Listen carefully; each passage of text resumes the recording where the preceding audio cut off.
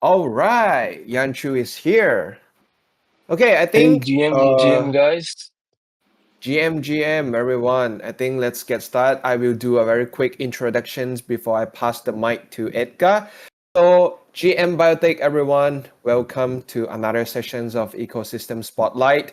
Today we have Daruf and Yanshu from Catalysis. Daruf is a CTO and co-founder of Catalysis, and Yanshu is a BD of Catalysis. And always, Edgar Roth, our protocol specialist, with us. So yeah, I think I'm gonna pass the mic to Edgar. Yeah, please go ahead, Edgar. Yes, thank you so much, Nembiotic. And thank you, Dhruv and Yanshu, for joining this AMA. It's definitely great to have you on this bi-weekly tradition of ours to speak to our community. We have been working together for quite some time. You guys have been great partners, helping networks on board on Symbiotic, working in the shadows almost. And today you're here to talk about a little project of your own. So it's definitely extremely exciting, and I think the audience will definitely appreciate you guys talk about what you guys are building. You're building on a very like hot and new vertical within the symbiotic ecosystem. So it's definitely great to see great builders building on this vertical. Um, we just to give you a bit of information on the flow of this AMA is we like to start with some rapid fire questions. So I actually want to start directly with the rapid fire questions, and then we'll go into some long form intros and questions, so we have more time to think about things. So what's one thing that's most misunderstood about on-chain insurance? Okay, I'll take it.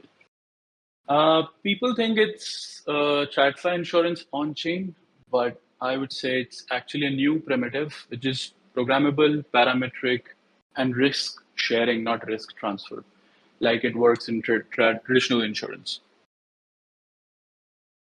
What's the part of the industry that you like the least? Good question.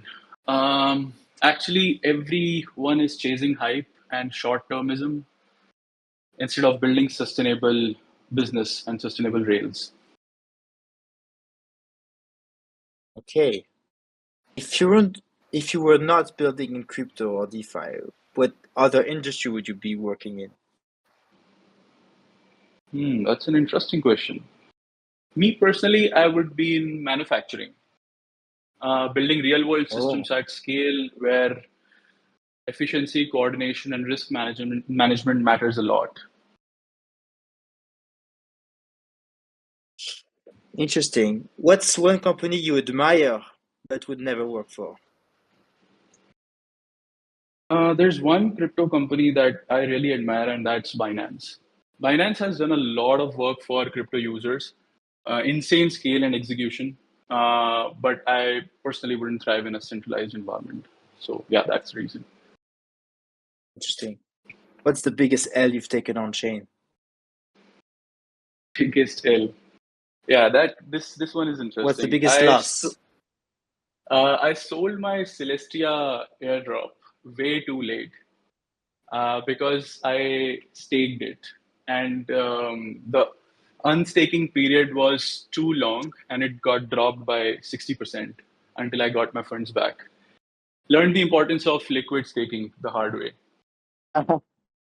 Interesting. Yeah, maybe you should have been doing some STT instead of native staking.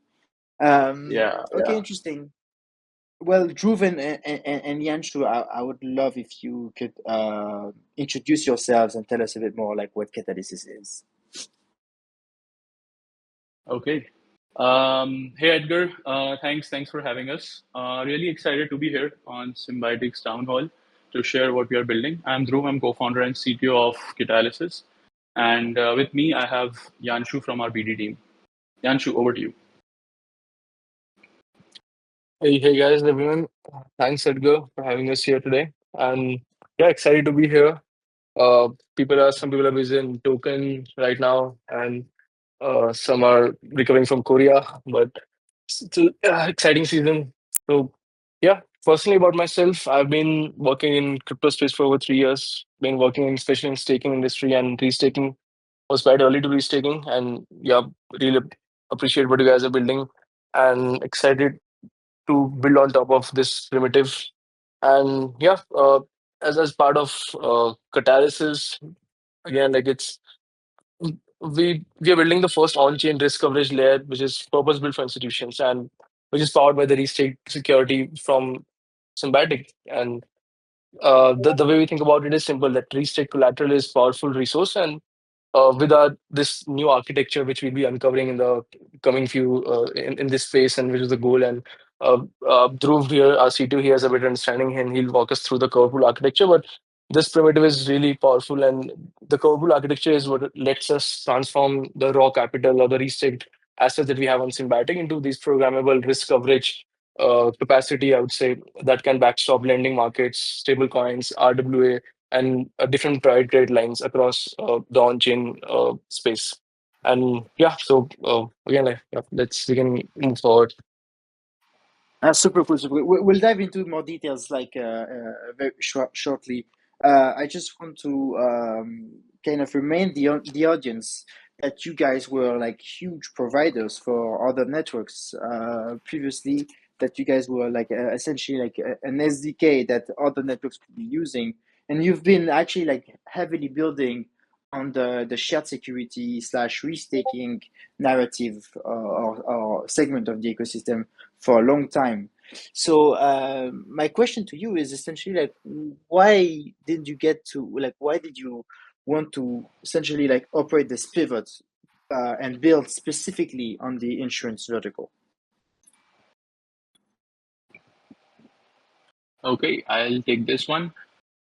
So we did our thorough research, and we found out that restaking created a new building block, and it can be repurposed more than just consensus. And we were searching for a new vertical to build ourselves to own end-to-end distribution. We already had tech stack ready, as you mentioned. We were building, we are building in restaking space for the past 1.5 year now, and we have realized that we need to own end-to-end infra and consumer and one vertical, and that's where the search started. So we did a thorough research of the whole industry, and we found out that institutions don't just want yield; they want protection. Um, there are risk buffers in other DeFi protocols, but they're not sufficient. And this is the gap that we are filling in with the restaked assets. And restaking, as I said, it's much more than consensus. And the thing with this vertical is the market demand is immediate. Protocols issuing stable coins, lending against RWAs are already asking for coverage from us. So we have demand right out of the box. Okay. So I guess in a way you could say that it was the demand, the market discovery that you were doing while working on the SDK that pushed you to focus on this vertical. Correct. Amazing. So tell us a bit more about like how like Catalysis coverage works. Like who are the different stakeholders within the Catalysis coverage solution? Yanshi, you want to take this? Yeah, I can briefly walk us through the process. So in Catalysis, think of it as like a high-level marketplace where everyone plays a clear role. And on the starting or the supply side, we have the delegators or restakers. And these could be the individual restakers or the LRTs who have pulled in the restake assets from individuals. And then these assets are delegated to as a restake collateral into the cover pools on the Catalysis architecture, for which they earn yield, which flows as a premium, and in exchange of taking that risk. And then on the Catalysis side, we have cover pool curators, which act like the risk managers. Think of them like on high level like Chaos Labs or Gauntlet or Hypernative, who have the expertise to help us assess the risks. So these are set up by us, and we work together with with these risk managers or the specialized entities to sort of do the due diligence and the underwriting part for the policyholders. And in return, we also share a premium with a premium revenue for their work. And then we have on the supply side, or sorry, on the demand side, we have the coverage clients, so the protocols, the lenders, stablecoin issuers, or even RWA vaults, who needs to buy the protection, and they pay for premium to essentially get the coverage against events like defaults or liquidity crunches or even depegs. And on top of that, Catalysis orchestrates the whole system, the smart contracts, premium flows, claim processing, and the compliance, everything which is on chain, fully transparent, automated. Uh, so yeah, and basically we have we are working towards the incentive alignment across the ecosystem, where delegators or the risk takers earn substantial yield. The curators or the core pool curators, they monetize their expertise in risk curation and due diligence, and even the even TradFi insurance rails are coming on chain, and we're also helping them become a core pool curator, like Subsonarium, which they are building in solar energy infra insurance. And we're helping them bring the end-to-end infra, end-to-end services on chain on Symbiotic. And yeah, so and on the other end, the DeFi or the institutions, they get like institutional grade coverage or the protection in DeFi. So sort of together we're turning the restricted capital into this programmable protection for DeFi and even beyond. Yeah, I hope that answers. Yeah, it does, it does. I guess I have some follow-up questions. Like, these cover pools, like how are they aggregating the risk collateral into like risk isolated coverage capacity? Can it make Yeah, sense for the capital to be like rehypothecated in some scenarios? yeah, I think Dhruv Yeah. is the best person to answer that. Yeah. Yeah. So in our architecture, each cover pool is risk isolated. By risk isolated, I mean each cover pool is covering for a specific risk category. Restaked assets in symbiotic vaults. So in symbiotic vaults, each vault can delegate a specific asset. So you can imagine as multiple vaults are delegating towards one single cover pool. One is from ETH, one from BTC, one from BNB, etc. And these delegations are aggregated to cover one specific cover pool. So this is how the collateral is aggregated for delegating towards one single cover pool. And when you're talking about rehypothecation, depending on the risks that cover pools are underwriting, some delegations can be rehypothecated if risks are uncorrelated and the probability of both failing simultaneously is infinitesimally small. Okay. Okay, yeah, it makes sense, like there are some risks that are like isolated. They are not correlated. So it would be Yeah, a shame that like some risk take capital would not be able to cover both of these, because otherwise like the, the cost of capital to ensure these use cases would be much higher. indeed. Um, yeah, I have another question. Why does Catalysis in general, like you guys avoid calling yourself insurance, and why do you like to frame it as coverage? Is this something that's helping with the institutional adoption? I would say, So yeah, you are right. It's helping us with institutional adaption. Um, First, I would like to define what is insurance. So, insurance is like a legal contract where there is one entity which does underwriting, insuring, capacity, everything, and it is heavily regulated off chain and opaque. There's no transparency how they are doing things, how they are managing risks. While coverage is on chain, programmable, parametric, where triggers and payouts are defined in code. And the thing is, the underwriting and the risk sharing. There is a risk sharing component where all the risk takers cumulatively share risks among themselves. Yanshu, do you want to add something here? yeah, I think you're on point. But I'll just like to add that insurance, when you think of insurance, it's the legacy system that has been The triggers and payouts are defined in code, not legal doc, things like that. And also, when you think of coverage, it's sort of, we think of it as risk sharing, not like a risk transfer. The traditional insurance had like sort of, there's sort of like a one entity, if you think of, which takes the hit and then which is distributed. But here it's like a pool of capital, not some single entity, and which more resembles to with the Lloyd's of London model, I would say, but not the insurance. So yeah. Super interesting. So yeah, like, so how do you see like on-chain coverage like scaling to billions in TVL production? And can you talk a bit about like the role that you think Symbiotic plays in enabling that? I would say Symbiotix plays a central role in making this possible because of the vault architecture Symbiotix provides, which is very modular, very flexible, based on subnetworks, instant redistribution, which is not possible anywhere else. So I think it's only possible on Symbiotix at scale. While Catalysis abstracts the risk coverage infra with risk isolated pools, Symbiotix abstracts the collateral part of it, the collateral aggregation part of it.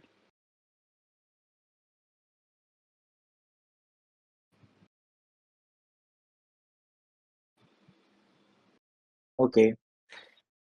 Okay, very interesting. And from your perspective, like what gaps in DeFi risk management does Catalysis like uniquely address? We've seen other solutions try to address DeFi risk. Talk a bit about how you think you differentiate. Yanshi, you want to take this?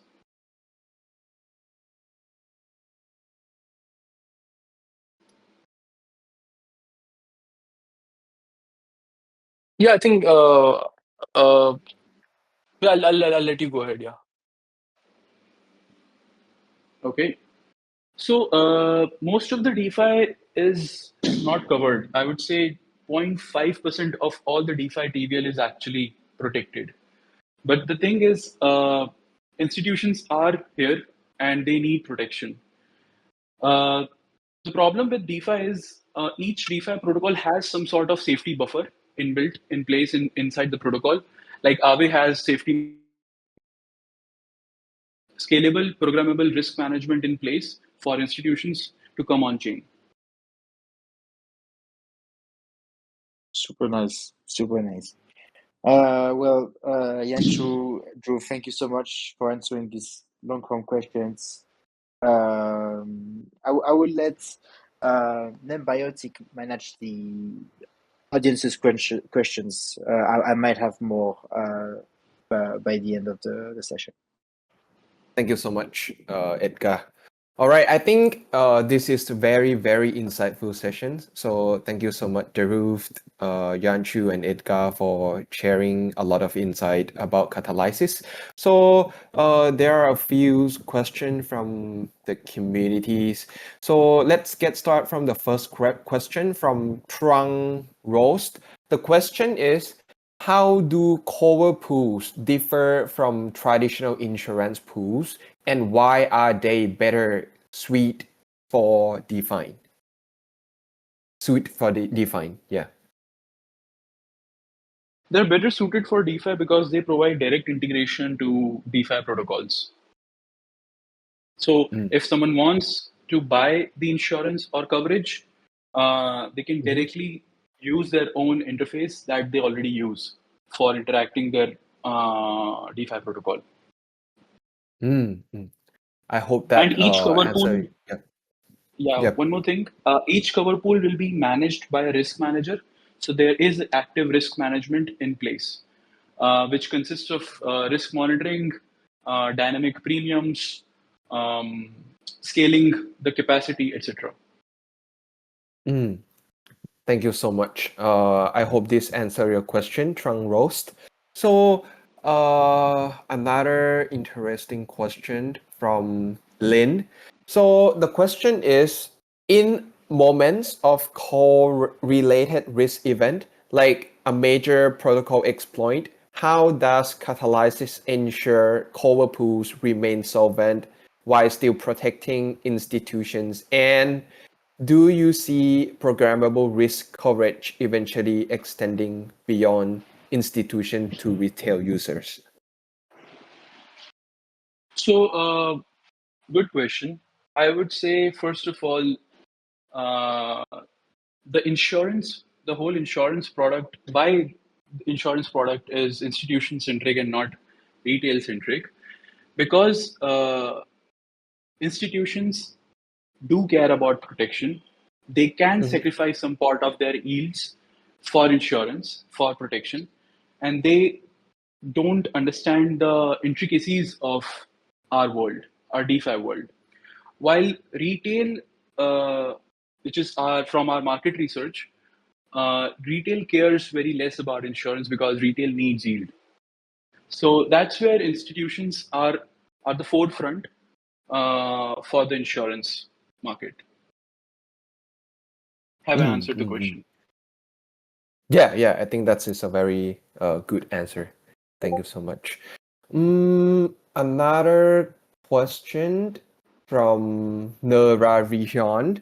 So he was asking, Catalysis architecture allows for the creation of complex cross-domain risk positions. For an institutional participant, how do you demonstrably prove that managing a unified risk position across defined insurance? Wait, give me like 1 sec. Let me have physical. Wait, let me just read it for you once. It's pretty long. Sorry. Architecture allows for the creation of complex cross-domain risk positions for an institutional participant. How do you demonstrably prove that managing a unified risk position across defined insurance, physical infrastructure slashing, and credit worthiness is not just a novel, but fundamentally more capital efficient than maintaining segregated risk buffers? I think this is a good question, but it's quite long. Yeah. Let me read it first. I couldn't understand the question. Yeah, let me just drop it in the chat once. Sure. Yeah, I know it's pretty long.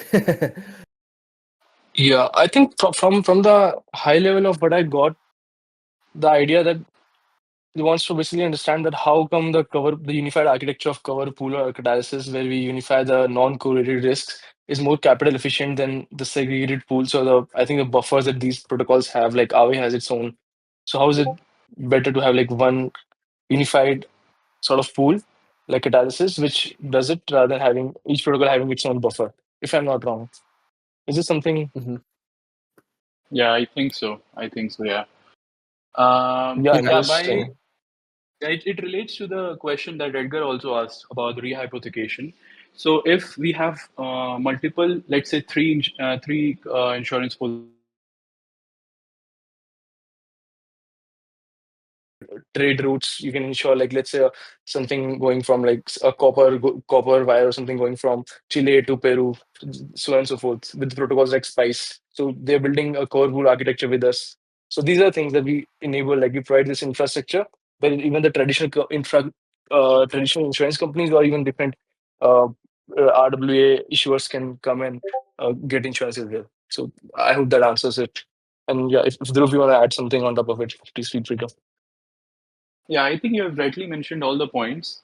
The key feature that I would mention at the end is how we manage risks. And we employ the mature risk managers who have experience in managing DeFi risk positions across all domains in our DeFi world. That I think Anshu has rightly covered, like with the likes of Chaos Labs, Gauntlet. They are rightly matured and experienced for the risk management at this scale. Amazing, amazing. I hope this answer your question, Machi. And my last question from actually from Patrick. So in terms of claims, is the goal to make it 100% on-chain plus auto, or will there always be some off-chain DAO element for final checks?